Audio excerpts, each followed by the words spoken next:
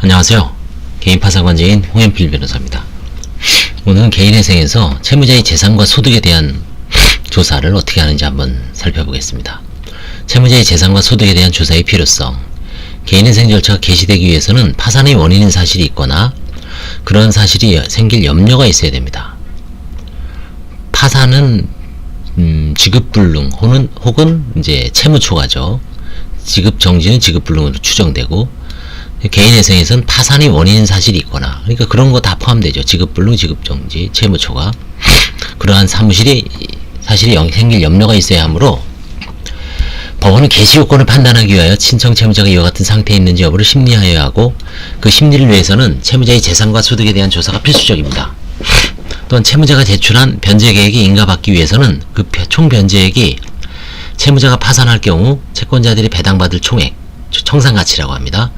청산가치 이상이 되어야 하고, 개인회생 채권자나 회생위원이 이를 진술할 때는 가용소득 전부가 변제에 제공되어야 하므로 채무자의 재산과 소득에 대한 조사는 변제계획의 인가 여부를 판단하기 위해서도 반드시 필요합니다. 채무자가 제출한 변제계획은 채무 변제에 제공되는 소득 등을 기초로 하여 작성되기 때문에 정기적이고 확실한 수입, 급여소득자는 계속적, 반복적 수입, 이건 영업소득자겠죠.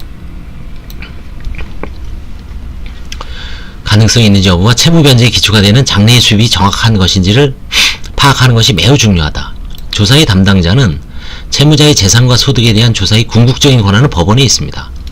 다만 실무상으로는 회생위원이 법원의 감독을 받아 채무자의 재산과 소득에 대한 조사를 주된 업무로 수행하고 있습니다. 회생위원의 선임과 업무 등에 관해서는 이제 이미 봤죠. 신청서 및 첨부서류 심사, 채무자가 제출하는 서류. 채무자는 개인회생 절차 개시 신청서의 첨부서류로 재산 목록과 자신의 수입과 지출에 관한 목록, 급여소득자 또는 영업소득자임을 증명하는 자료 등을 제출해야 합니다. 규칙은 그 밖에도 채무자의 재산 및 소득에 관한 서류로 소득 금액에 관한 자료, 재산 목록에 기재된 재산과액에 관한 자료, 혹은 저당권 등으로 담보된 개인회생 채권이 있는 데는 저당권 등의 담보채권액 및 피담보 재산이 가계 평가에 필요한 자료, 채무자의 재산에 속하는 권리로서 등기 또는 등록이 된 것에 관한 등기사항 증명서 또는 등록 원부 등본 등을 첨부 서류로 정하고 있습니다. 다만 법과 규칙에서는 구체적인 서류 등을 특정하지 않고 있으므로 채무자는 자신의 소득과 재산을 밝히기 위해 구체적인 증빙자료를 제출하는 것이 필요합니다. 서울회생법은 준칙 402호에서 개인회생 사건 신청서에 첨부할 구체적인 서류를 정하고 있는데, 그중 재산 목록 수입 및 지출에 관한 목록 등에 관한 서류는 아래와 같습니다.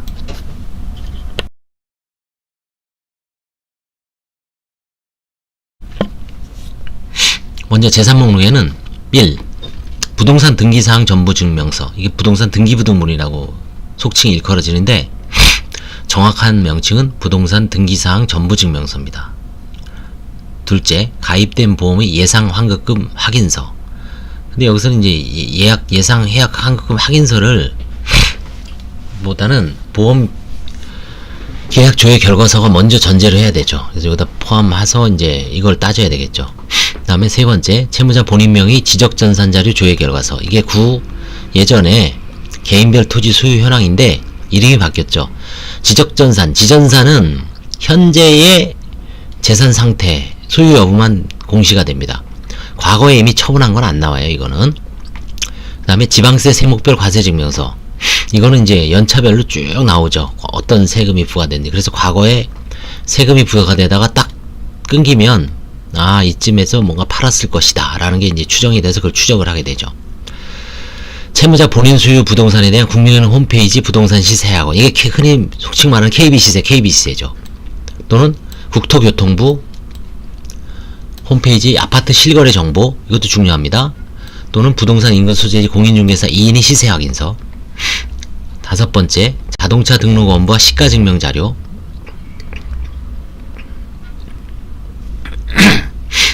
제가 최근에 어디 자료에서 봤는지 정확한, 이걸 안 하기로 했다라고 서울회생법원에서 공인중개사 2인의 시세 확인서. 결국은 이제 국토교통부하고 KB 시세로 이제 귀결되는 것 같습니다. 그 다음에 자동차 등록 원부와 시가 증명 자료. 이건 이제 인터넷으로. 아까 어떤 분이 이제 제가 파산 준비하고 계신 분이 전화가 왔어요. 자기가 자동차 등록 원문은 띄웠는데 시가 증명 자료가 없다. 자동차 시가증명 자료는 이거는 인터넷에서 쓰는 겁니다. 이건 띄워주는 게 아닙니다. 라고 했더니 알겠습니다. 라고 했죠. 지금 개인 파산을 준비하기 위해서 14가지를 준비하고 있습니다. 그분.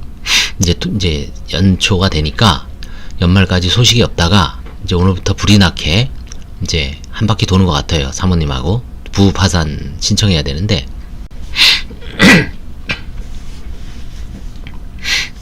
좀 전화가 안 오면은 뭐 끝났나 보다 했는데 결국 또 이제 오네요. 이렇게 채무자 본인 명의 임대차 계약서 사본.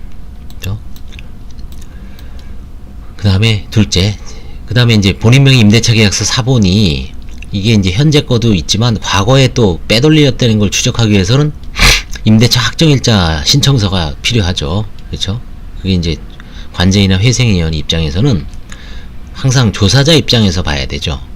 이 외에 플러스 알파를 항상 알고 있어야지 숨기는 걸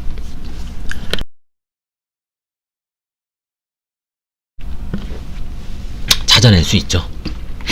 급여소득자는 원칙적으로 근로소득 원천징수 영수증. 이게 흔히 말하는 갑근세입니다. 갑근세, 근로소득, 갑종 근로소득세, 그쵸? 근로소득 원천징수 영수증 다 띄워줍니다. 이거는 불가피한 경우에는 세무자의 기명날인이나 서명이 있는 급여명세서 이런 거 없었고 조그만 영세에서는 이런 거 띄워주죠. 또는 소득증명서, 이제 통장, 그렇죠? 통장 다 까야 되겠죠. 영업소득자는 이제 세무서에서 가면 이제 팔 때 쭉 띄워줍니다. 사업자 등록증, 휴업증명서, 과세자료, 부가세 표준증명, 그 다음에 세무서 발행의 소득금액 증명서, 그렇죠? 소득금액 증명서, 매출처 매입처별 세금계산서 합계표. 이게 이제 영업소득자는 이런 게 중요하죠. 그 다음에 신용카드 매출잔표 발행금액, 집계표. 이거는 여신전문금융협회. 만약에 이 사람이 현재 그쵸 영업소득을 전제로 하는 거죠. 그러면 현재 사업자 등록증이 있으면 그 포스회사에서 왜 그 뭐 정보통신회사 있죠. 카드 이렇게 결제해주는 신용카드 회사 말고요. 뭐 나이스 정보통신, 키스 정보통신, 한국 정보통신 이런 회사가 우리나라에 열 몇 개가 18개인가 뭐 한 20개가 정도 된대요. 그런 회사에서 해줍니다. 현재 살아있는 사람은. 폐업을 하면 거기서 안 해줘요. 그래 그때는 여신전문금융협회, 여신전문협회. 여신전문협회가 뭐냐면 결국 카드사의 협회입니다. 뭐 예를 들어서 변호사들의 모임은 변호사협회죠. 그 다음에 은행연합회가 있죠. 지금 한국신용정보원으로 변했는데, 근데 카드사들이 연합한 단체는 뭔가 한국카드사연합회 뭐 이런 거 없어요. 생명보험협회 있잖아요. 생명보험사들, 회원사들, 한국손해보험협회 있죠. 근데 신용카드사 되게 많잖아요. 우리나라 한 열 몇 개 되죠. 이건 일종의 여신전문금융입니다. 여신전문협회라고 있습니다. 걔네들이 이거를 해줍니다. 집계표를. 거기서 현금 영수증 집계한 것도 따로 해줘요. 그래서 이런 거는 사실은 영업소득자 같으면은 자기 기장대리 하는 데 있죠. 세무사나 회계사, 주로 이제 세무사 분들이 많죠. 그런 분들하고 의논해서 관제인한테 자료를 충분히 제출을 해야 됩니다. 아니, 회생위원한테. 뭐 관제인한테도 마찬가지죠. 근데 다만 관제인들은 과거의 어떤 이런 거를 뭐 엄밀하게 조사를 안 합니다. 왜냐면 이미 망한 거기 때문에 망한 마지막 자금, 뭐 통장에서 이렇게 유출된 게 이제 저거잖아요. 그쵸? 편파행위나 사행위가 있느냐를 보지, 과거에 뭐 이렇게 해서 여기서 분식결산을 해서 그걸 비자금화해서, 그건 사실 되게 전문적이지 않으면 상당히 간이 파산해서는 어렵죠. 그 다음에 국민건강보험 자격 득실 확인서, 국민연금 산정용 가입 내역 확인서. 개인 파산에서 이거 요청 안 하거든요. 근데 늘 달라붙더라고요. 이게 아마 이게 개인회생 여기서 뭐 이게 또 필요하다고 보는 분인데 사실 그렇게 필요 없습니다. 제가 보기에는. 왜냐면 나머지 14개 서류에서 또 확인이 되기 때문에. 그쵸? 크게 문제는 안 됩니다. 근데 일단 뭐 여기서는 회생에서는 필요한 서류로 하고 있네요. 급여소득자 또는 영업소득자임을 증명하는 서류, 급여소득자 재직증명서. 이거 중요하죠? 이거 많이 속이죠. 허위재직 이런 게 옛날에 사회 문제가 됐죠. 지금도 있을 겁니다. 사업자 등록이 첨부된 사업주의 확인서, 그러니까 가라로 친구 회사에 이제 들어가서 그쵸, 소득을 낮추죠. 250 받는데 한 180 받는다고 속이고. 사업자 등록증은 세무서에서 띄워주죠. 심사 방법 사항 및 심사 상번. 이와 같은 자료가 제출되면 법원은 그 내용에 허위나 오류가 있는지 여부와 필요한 사항이 빠짐없이 기재되어 있는지를 심사합니다. 다만 서울해상법인 실무는 개시 신청 직후 회생위원을 선임하여 회생위원으로 하여금 채무자의 재산 및 소득에 대한 조사를 하도록 하고, 법원은 회생위원이 채무자의 재산 및 소득에 대한 조사 결과 바탕으로 보충적으로 심사하고 있다. 마찬가지죠. 관제인도 파산 선고와 동시에 관제인을 선임해서 개인 파산에서도 그리고 이제 보고서를 본 다음에 판사님이 이걸 더 조사해라, 이걸 더 캐봐라, 채권자 얘기도 듣고, 뭐 비슷하죠. 이미 제출된 자료에 덧붙여 설명이나 보완이 필요하다고 인정되는 경우 법원은 언제든지 채무자에게 금전의 수입과 지출, 그 밖에 채무자의 재산상의 업무에 관하여 보고를 요구할 수 있고, 필요하다고 인정의 경우는 적절한 조치를 취할 수 있습니다.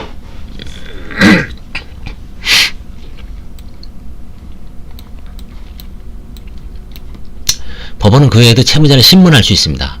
재산상의 조사를 수행할 수 있으나 보충적입니다. 실무진축 404호는 회생위원이 업무 수행 결과를 보고하면서 채무자의 재산 및 소득에 관한 특이사항이 있다고 의견을 진술한 경우, 둘째, 규칙 제88조 제2항에 따라 법원에 신문을 신청한 경우, 3. 그 밖에 법원이 신문이 필요하다고 인정한 경우 법원은 채무자에 대한 신문 절차를 진행할 수 있고, 신문 절차에 회생위원, 법원이 알고 있는 개인회생 채권자, 개인회생 절차가 개시된 채무자의 재산을 소지하고 있거나 그에게 채무를 부담하는 자를 참여시켜 의견을 진술하게 할 수 있다고 정하고 있습니다. 채무자가 589조 제2항 각호의 어느 하나에 해당하는 서류를 제출하지 아니하거나 허위로 작성하여 제출하거나 또는 법원이 정한 제출기한을 준수하지 않을 때는 기각시킬 수 있고, 개시결정 후 변제계획 인가 전에 유의사유에 해당되고 법원은 폐지결정을 할 수 있다. 회생위원회에 의한 조사. 회생위원의 조사 권한과 채무자의 의무. 회생위원은 언제든지 채무자에게 금전의 수익과 지출, 그 밖에 채무자의 재산상의 업무에 관하여 보고를 요구할 수 있습니다. 정당한 사유 없이 허위 보고 한 자는 1년 이하의 징역 1,000만 원의 벌금입니다.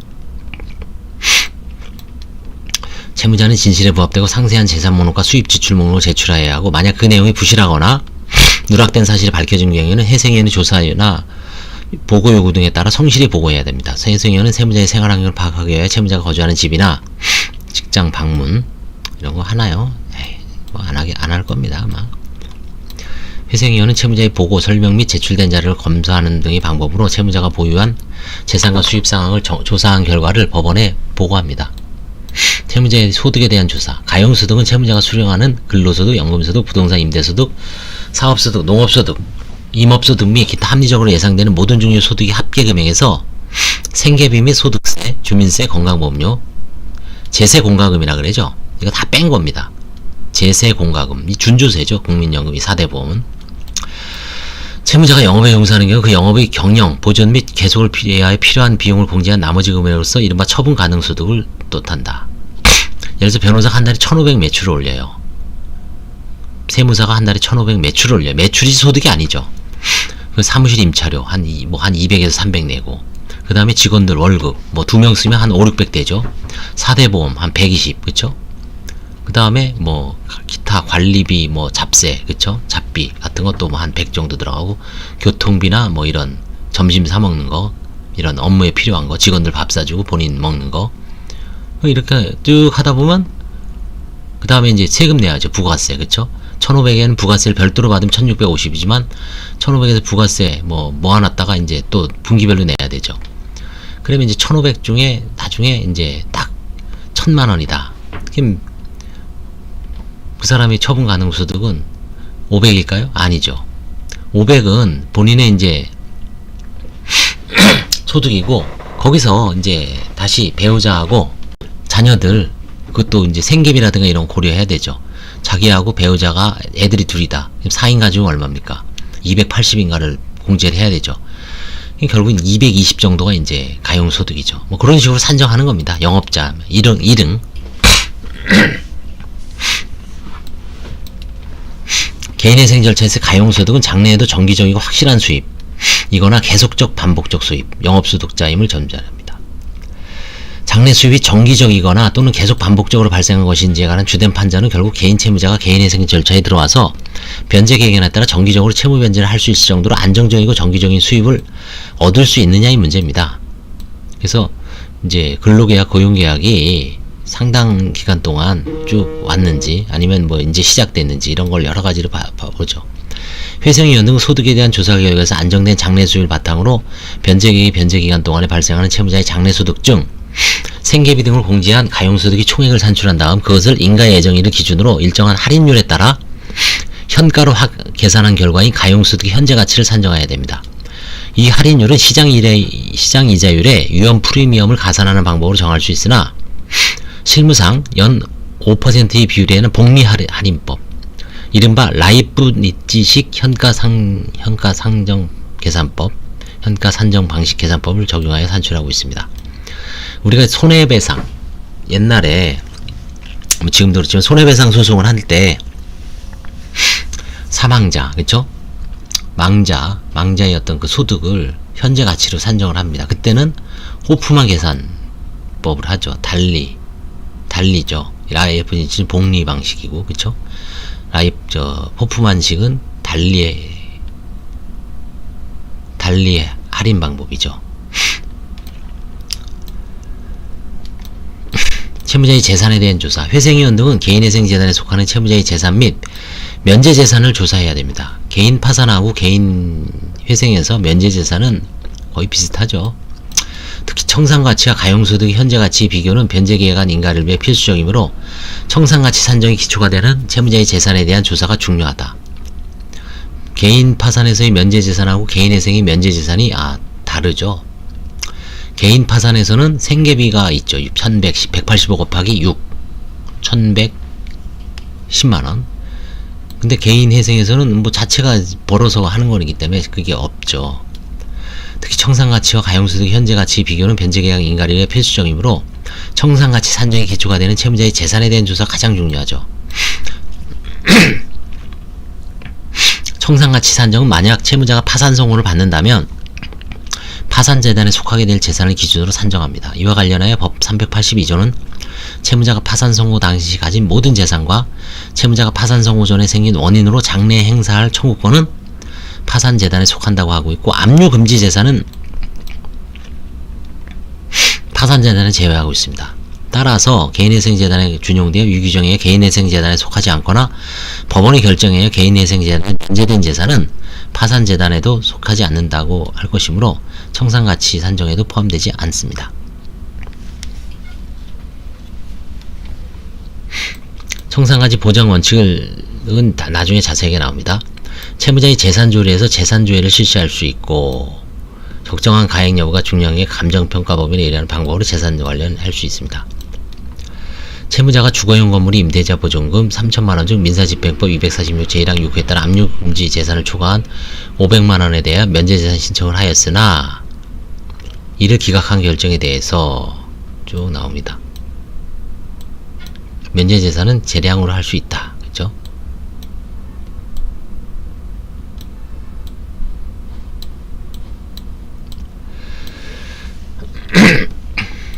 채무자의 배우자가 아무런 소득이 없거나 재산을 형성할 만한 능력이 없음에도 배우자 명의로 된 임차보증이나 부동산이 있는 경우에 채권자들이 강제집행을 회피할 목적으로 배우자 명의로 한 경우 등 의심스러운 사정이 있는 때는 재산 형성 경위에 대한 소명을 하도록 하고, 채무자가 이를 소명하지 아니하고 재산 형성 과정에서 부인권 대상이 되는 행위가 있을 경우 배우자 명의 재산 중 채무자의 몫을 청산가치 산정에 참작하는 것이 실무이다. 서울회생법원 실무는 회생위원 조사 결과 배우자 명의 임차보증이나 부동산 등의 재산이 채무자와 공동으로 형성한 것이라고 인정되는 경우에 그 가액을 참작하여 청산가치 반영시킨 예가 많다. 이거 지금 변했다 그랬죠. 2020년 11월 23일부로 원칙적으로 배우자권은 산정하지 않는다. 단 예외적으로 경제적 위기 시에 채무자 명의 재산에서 배우자 명의로 은닉된 거, 혹은 배우자는 별다른 소득이나 이런 게 없는데 직업이 없는 상태에서 이것처럼 배우자 명의로 되어 있을 때 명의신탁 재산으로 볼 수 있는 경우, 그런 경우 두 가지 경우 외에는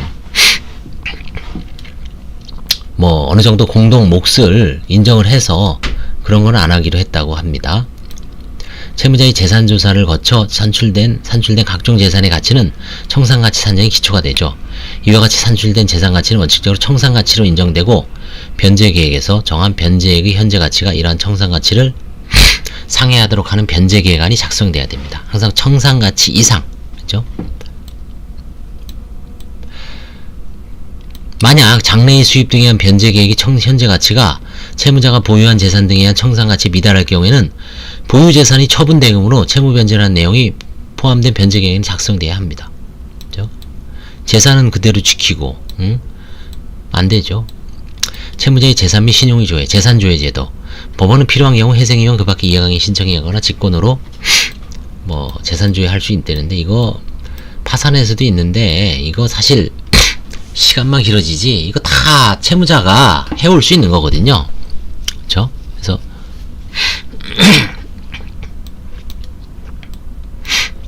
파산에서는 거의 활용 안 되고 있습니다. 회생에서도 마찬가지일 거예요. 회생위원이 딱 보정을 하고 안 해오면 변제계획 인가를 안 해주면 되거든요. 그러면 본인 뭐 회생이 개시가 안 되는데 뭐, 그쵸?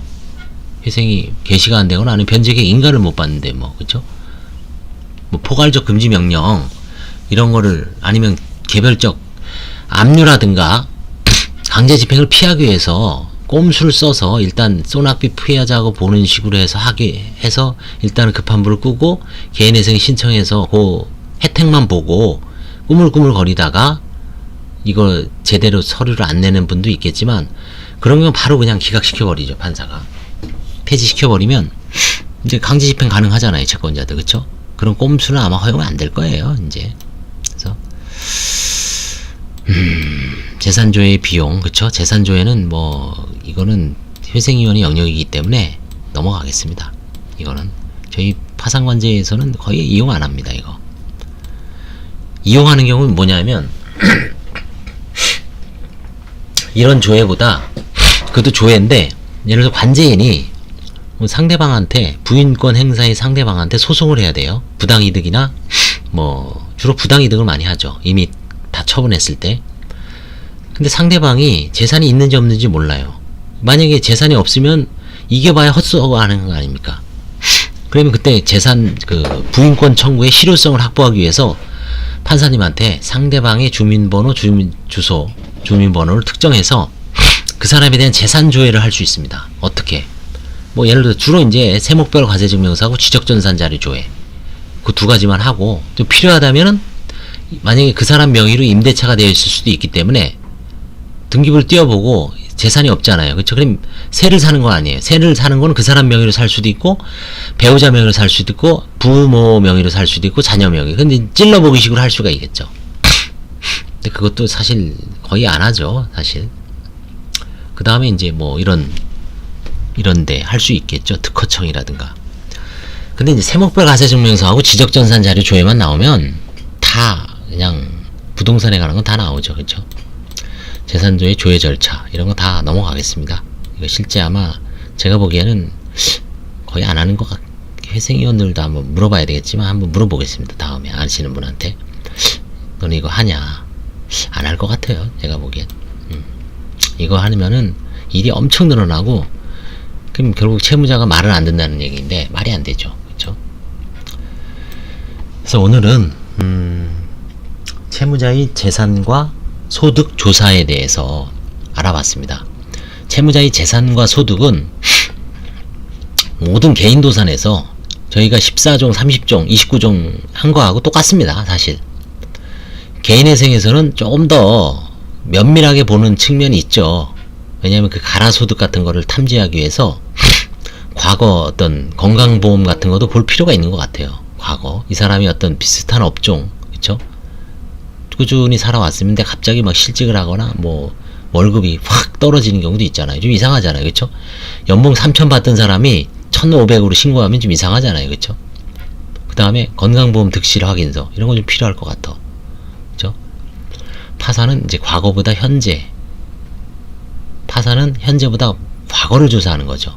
근데 개인회생은 현재가 제대로 돼 있는지가 주안점이죠. 파산은 과거 추적하는 겁니다. 사실 과거 추적해서 거기서 뭔가 편파행위가 있었는지, 어디 혹시 어서 뿅 하고 사라졌는지 그걸 조사하는 거죠. 조사의 방향이 기본적으로 비슷하지만 약간 좀 차이가 있을 수 있습니다. 그래서 이제 개인 파산과 개인 회생에서의 면제재산의 차이점, 개인 파산과 개인 회생에서의 재산과 소득 조사의 이동, 뭐 이런 거에 대해서 한번 제가 이제 최근에 이제 30일 날 강의를 할 일이 있어서 이제 개인 회생을 쭉 보면서 그동안 개인 파산과 어떤 쟁점에 대해서 이제 정리하는 것, 정리도 하고 있습니다. 나중에 그때 한번 여러분들한테 한번 개인 파산하고 개인 회생을 전반적으로 비교하면서 강의하는 것도 재밌을 것 같아요. 일단 지금 확보된 걸로는 면책 불허 사유가 틀려요. 비면책 채권도 틀립니다. 그 다음에 재단 채권 변제와 배당은 당연히 틀리겠죠. 그 다음에 소득과 재산 조사를 하는 방향도 약간 좀 차이가 있습니다. 그 다음 면제 재산도 뭐 아직 제가 완전히 안 봤지만 차이가 있을 것 같아요. 면제 재산도. 그 다음에 또 뭐 있을까요? 뭐 하여튼 이런 식으로 각 절차마다, 그 다음에 파산 관제인과 회생위원회 업무 방식도 좀 차이가 있죠. 그죠? 업무 방식 차이가 있고, 부인권 행사는 아주 차이가 크죠. 부인권 행사 똑같이 391조 395조 그죠? 차이가 납니다. 그래서 이게 각 영역에서 이런 거는 결국 회생위원을 오래 하신 분은 개인 파산 실무를 쭉 읽어보면 아, 우리하고 개인 파산이 어떻게 차이가 나는가를 알 수 있는 거고, 저같이 개인 파산 관제만 오래 하신 분들은 뭐 저처럼 지금 개인회생 책을, 개인회생을 비록 뭐 잘 모르더라도 이 개인회생 직무 편람이나 아니면 이런 교과서를 쭉 읽어보면서 아, 이런 굵직굵직한 측면에서 차이가 있다. 그 부분을 이제 그 부분이 이제 결국 뭐 중요한 적이 되죠. 예. 그래서 그것도 한번 나중에 한번 제가 시간 있으면, 지금 일단 좀 이번에 강의안을 짜는데 그런 걸 한번 좀 지금 구상 중입니다. 일단 계속 메모를 해 있어요. 오늘도 이제 면제재산 생각난 김에 면제재산하고 소득과 재산 조사의 방법, 이거 좀 약간 좀 차이점이 있을 수 있을 것 같아요. 예. 오늘 여기까지 하겠습니다. 감사합니다.